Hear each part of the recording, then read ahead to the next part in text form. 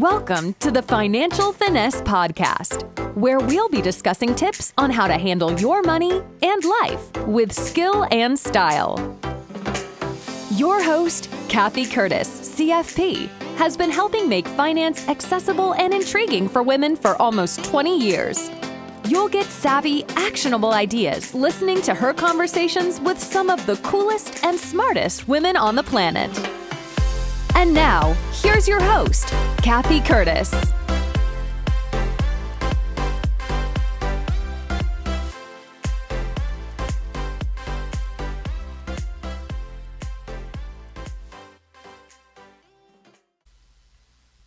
Hi, I'm Cathy Curtis, host of the Financial Finesse Podcast and founder of Curtis Financial Planning in Oakland, California, an independent financial planning firm that specializes in the unique financial needs of independent women. As a certified financial planner, I partner with women who take the lead in their finances to help them secure their future while getting more enjoyment from their money today.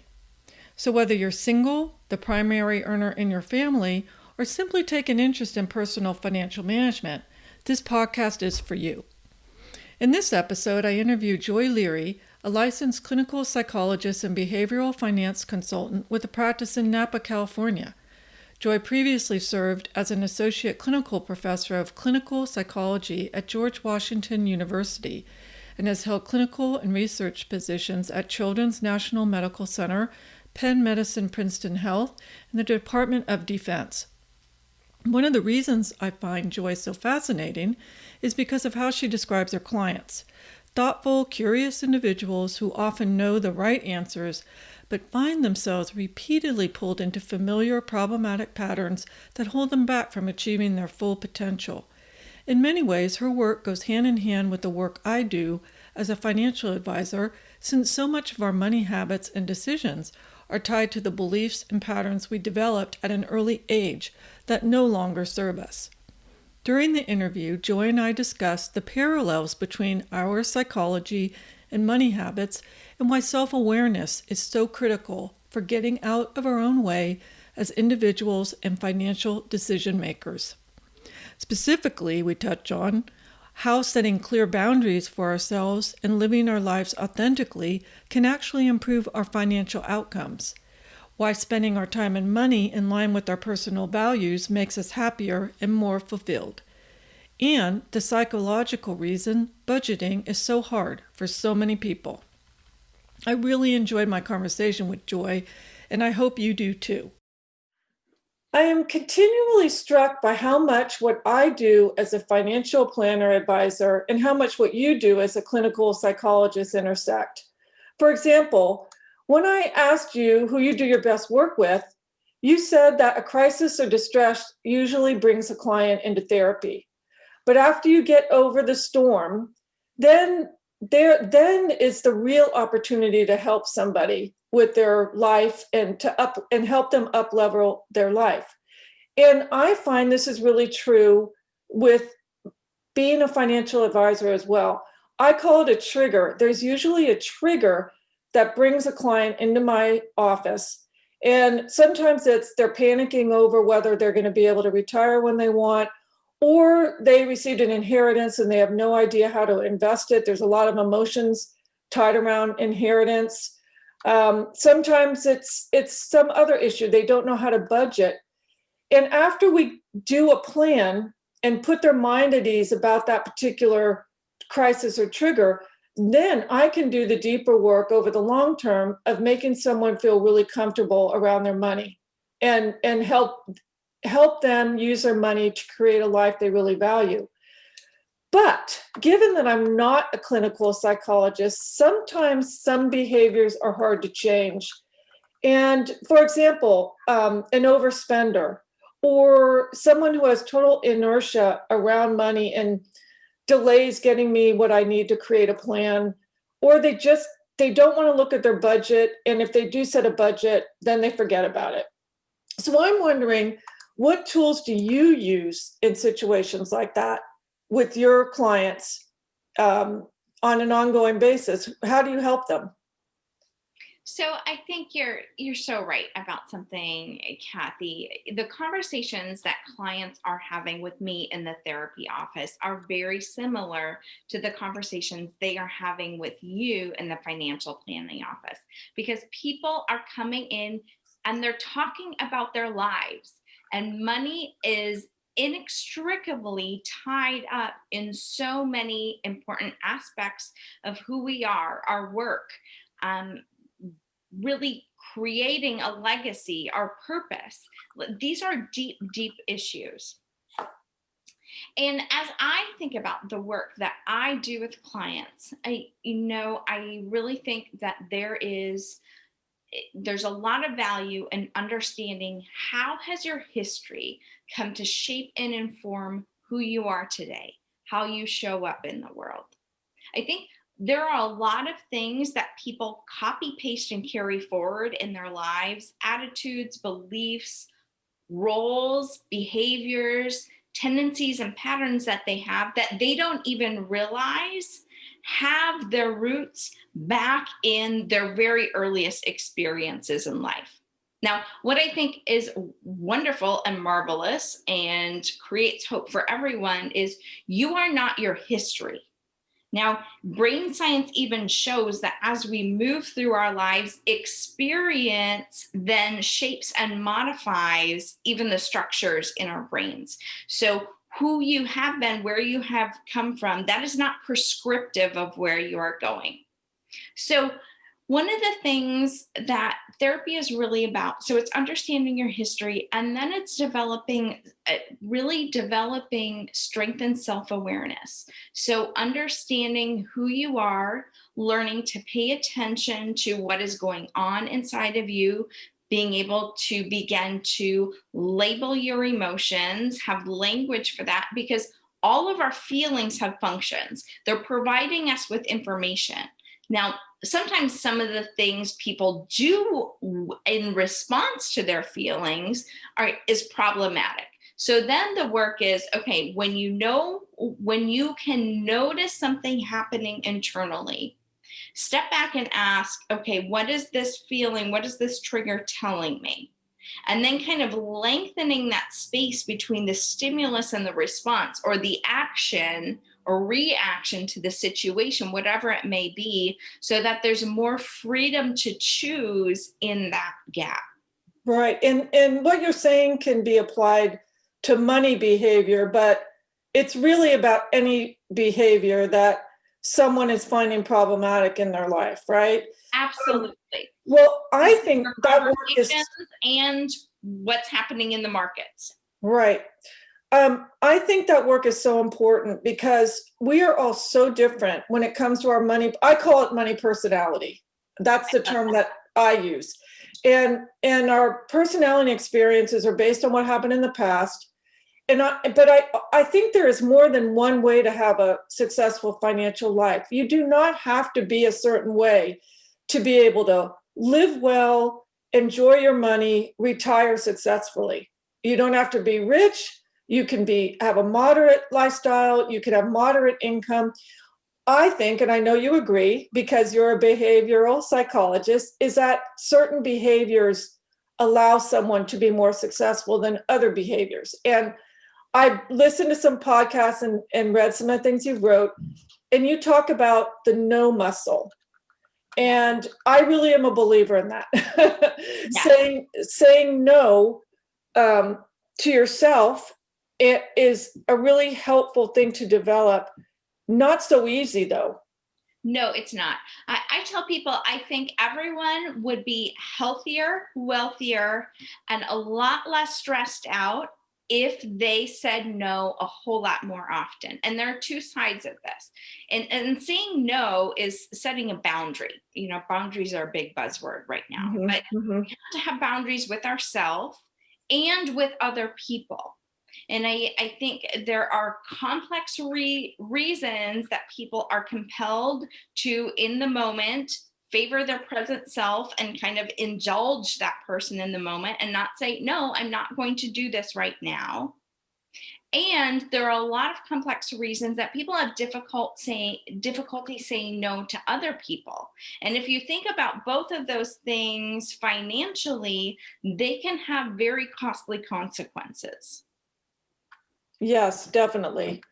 Another behavior that you talk about, and I agree with you, is, and it relates to the no muscle, is not being afraid to live your life your own way.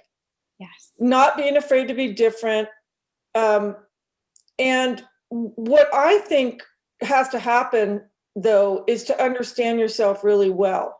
Yes. Now, to figure out what you most value as you are now, not what someone told you to value when you were young, not what, the comparison thing with other people is a big issue, right? It's hard to not compare. I think we're kind of hardwired to compare. You let me know if you agree with that. Absolutely. The comparison is going to be, we don't like to talk about comparison or jealousy or envy, but those are inevitable parts of being a human. And social media only amplifies that in some ways. Yes. And I love what you're saying, Cathy, because I absolutely agree. Like anything, your financial life, that a successful plan, it's not one size fits all. In the same way that nutrition is not one size, there's not one thing that's going to work for everybody in every situation.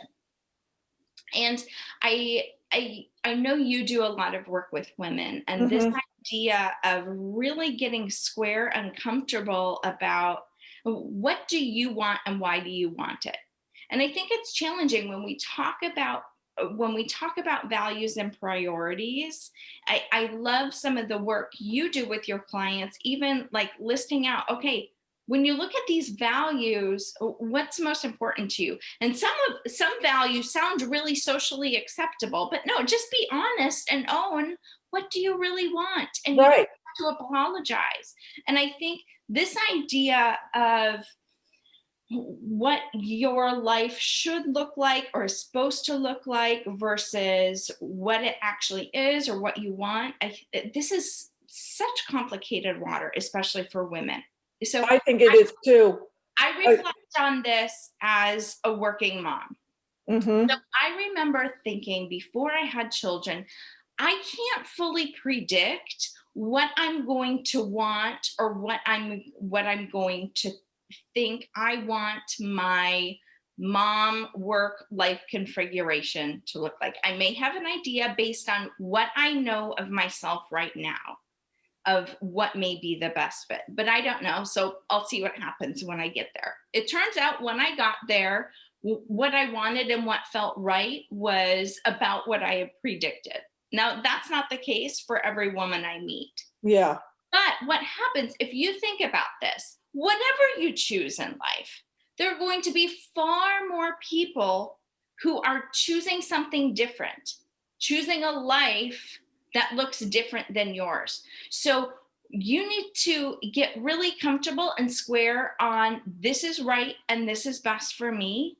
And I do not have to defend my life choices to anyone. I think oftentimes people feel people are going to inevitably offer their unsolicited commentary on what you do with your life, especially when you're in a public facing role.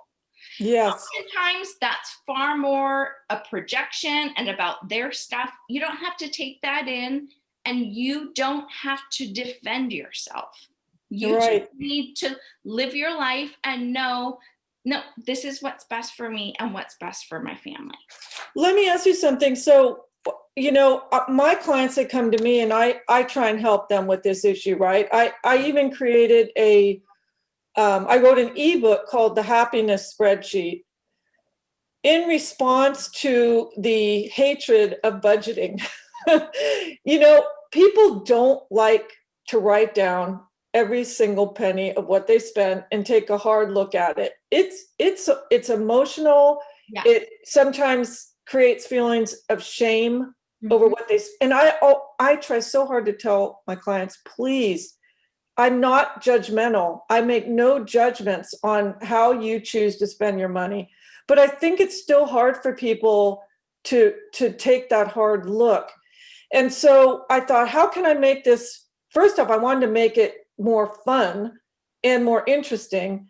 And I also know that people who really think about what they most value end up spending their money in smarter ways. So the happiness spreadsheet is actually building a budget after you have really thought about what you value and what your beliefs are.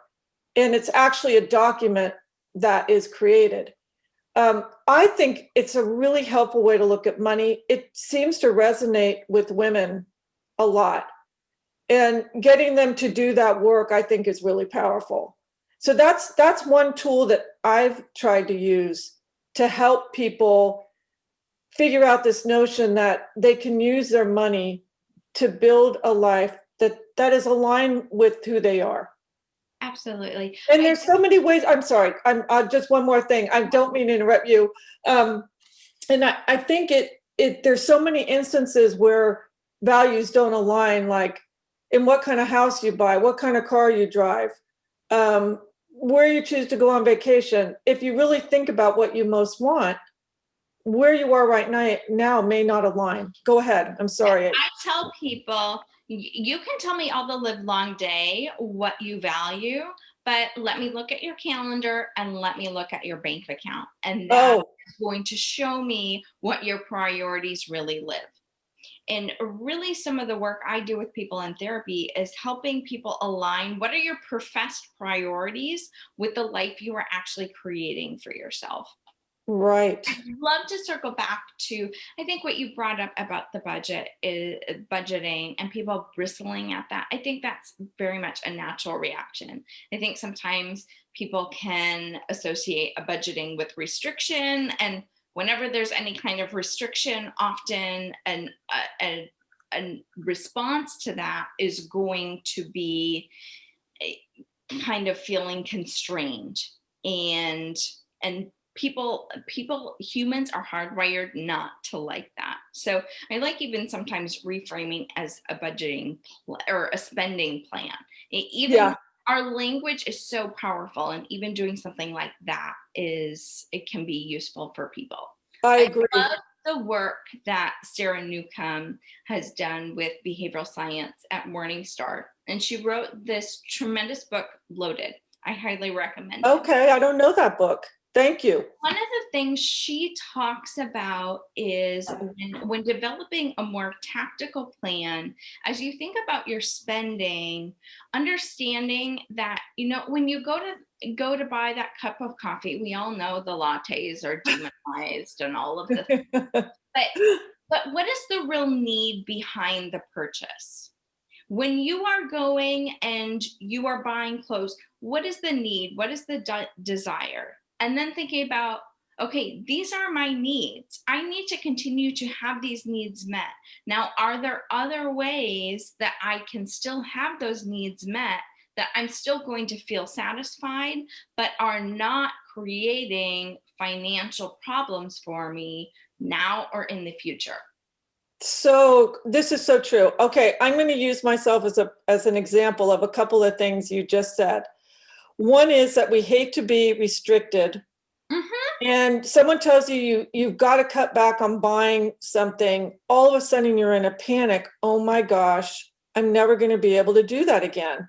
Yeah. It's probably kind of like an alcoholic, someone telling an alcoholic they can't drink anymore. I'm sure it's the same kind of panicked feeling, right? Yeah, it's why dieting doesn't work. People are restricted and then they're preoccupied. It does not work. Yeah. And so I'll use myself as an example. I have, ever since I was a little girl, loved clothes. And it's really hard for me, except for not so hard now because of the pandemic. I have to tell you, I'm not buying anything because where the heck can you go? But before that, I am so motivated to look good and have not trendy, but chic clothes. And I have to admit, I've probably spent more money on clothes than I should over my life. And I've tried many times to cut it down because I feel like I shouldn't be doing that. and I'm married and my husband's very frugal, and there's lots of reasons, but every time I try and shut it down, it creates the opposite reaction. I want to go out more and shop than I did before. It like totally backfires on me. What is that about? It goes back to, as soon as something is unavailable, our mind becomes a little bit more preoccupied. And I think sometimes that has to do with a sense of control. And that happens with financial behaviors. Like I said, that happens with food. It's how the brain just responds to that constriction. And certainly there are certain personalities who struggle with that even more. You tell me I'm not going to, well, you're just saying that then is going to fire me up and give me an idea. Now I need to show you that I'm going to do this. Yeah. In my case, it hasn't become destructive, probably because I've loved personal finance since I was in my teens. And so I've been able to balance it out.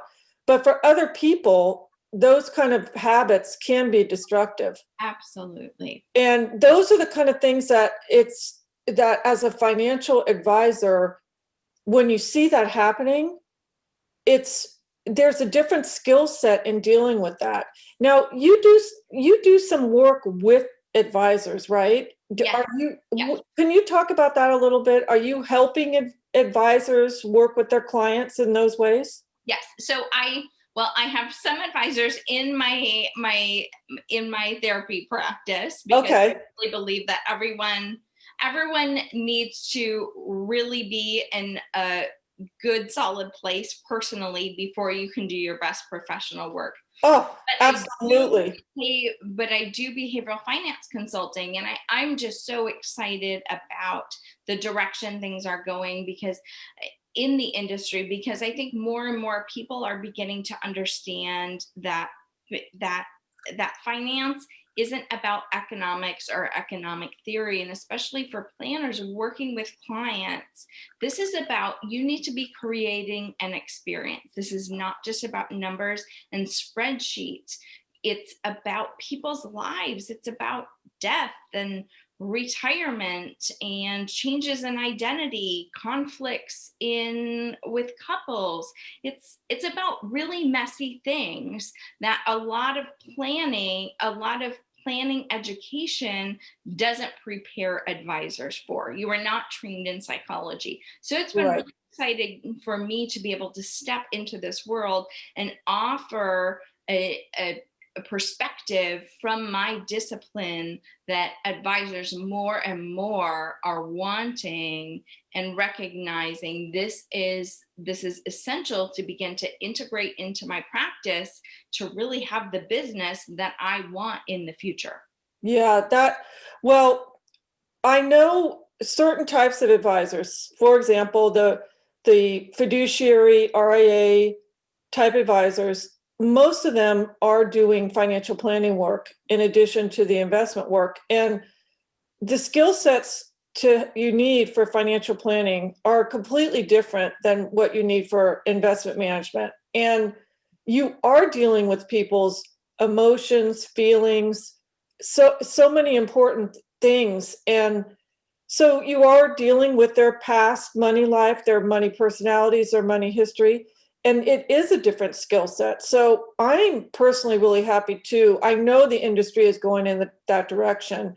We have people like you now. I know Daniel Crosby is really involved in the RIA world and helping us to do this kind of work with our clients. And I just think it's so important. And I'm so glad that I met you on Twitter. We were having a little tweet chat about couples and money, as I recall. Yes. Yeah. So in your practice, you work with, it sounds like a lot of young professionals, right? And mostly couples, women. And how often is money the key motivator in someone coming to see you? So very rarely is someone coming into therapy because they are financially anxious. So I tell people there are some people who do specific financial therapy, and I say that's not what I do. That's not what I market myself as. I'm helping people with their lives. But an important part of sorting out our lives and really experiencing success is attending to that pillar of financial wellness. When we think about wellness, we need to be thinking about what that means physically, what that means psychologically, what that means spiritually.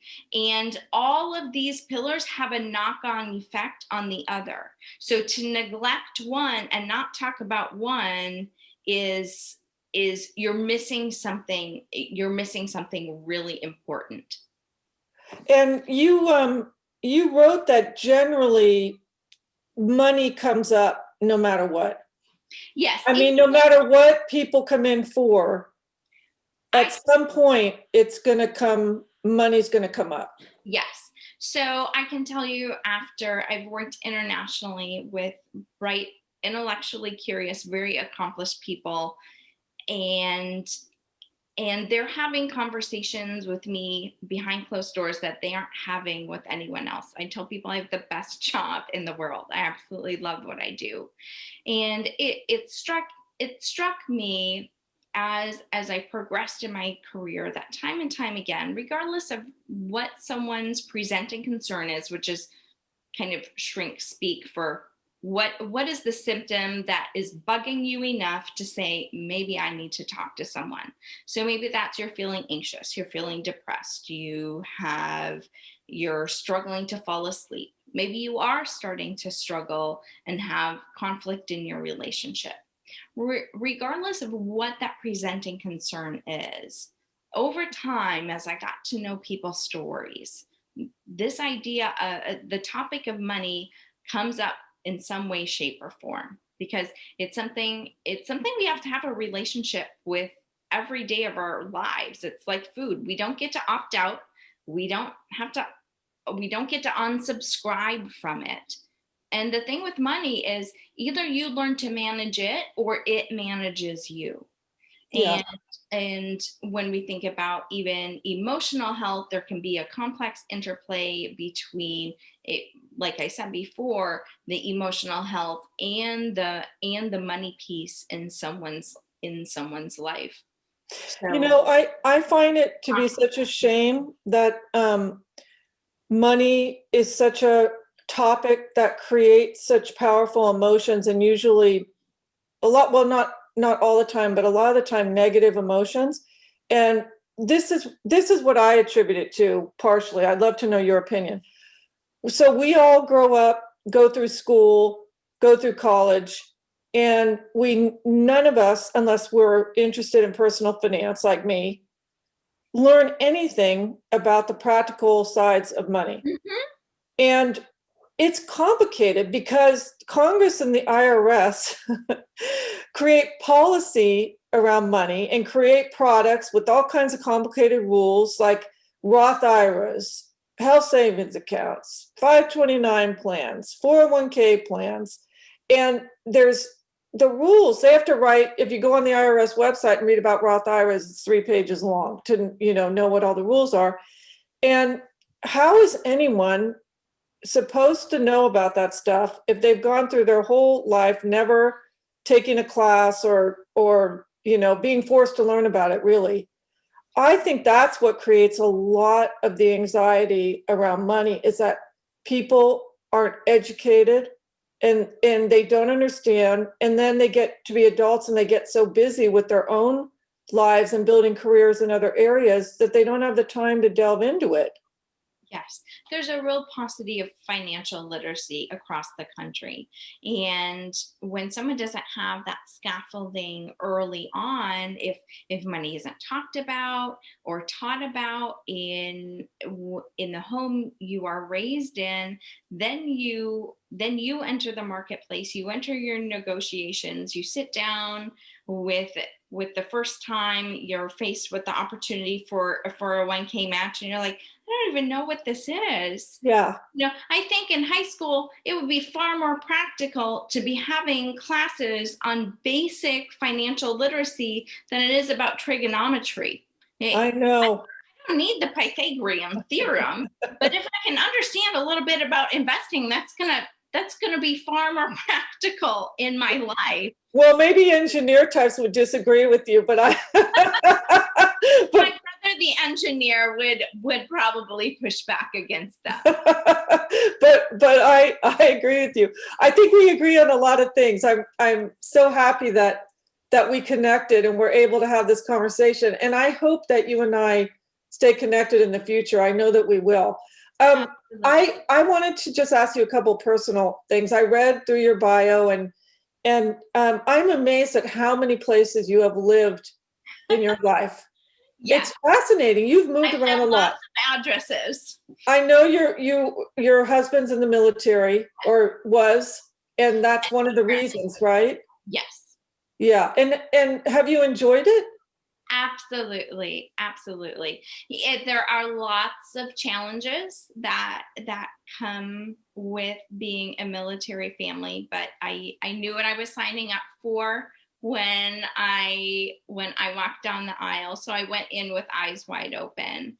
And as someone who likes predictability and a sense of control in my life, sometimes it's difficult. Really, the government gets to decide where I live. Wow, that would be hard. That would be hard. And sometimes plans change at the last minute. So there's a lack of predictability, but I've gotten to live and work some incredible places. I've spent several years in the UK, lots of time in DC. I've been in Princeton. I was raised in the Midwest, and now I'm here in this horrible place outside Napa, California. So I feel so honored and privileged to have had many of the experience I've been afforded because of how I've gotten to see the world. And I think our world opens up, and our ability to connect with people deepens when we form real relationships with people who have very different lived experiences than we do. Yeah. So that's something I'm so grateful for. That's wonderful. And do you see most of your clients via video? Have you always done that, or did you do personal face-to-face? So right now I have a telemedicine practice, and my consulting practice is all online. I've done work as a staff psychologist and consultant for the Department of Defense. I did some of that here. While we've been in California, I worked with a group practice, a lot of private practice while I was in Arlington. I worked with Penn Medicine Princeton Health up in Princeton for a while. I worked in inpatient and residential treatment settings while I was in the UK. So I've had the honor and privilege of working with lots of people in lots of different settings. Fantastic. So if someone wanted to get a hold of you, can you tell us how that would happen? Absolutely. So there are a few places you can find me. So my website is my name, JoyLere.com, joyleary.com. I love writing. Words are like oxygen for me. So I also put some of my thoughts on Substack. I have a newsletter, Freud and Finance. So that is joyleary.substack.com.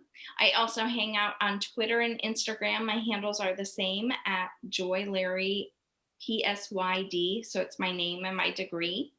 And also I'm on LinkedIn at joyleary PSYD. Excellent. Thank you so much for your time, Joy. I really enjoyed our conversation. You too. Thank you for sharing your mic with me, Cathy. You're welcome, Joy. Take care. Bye. Bye.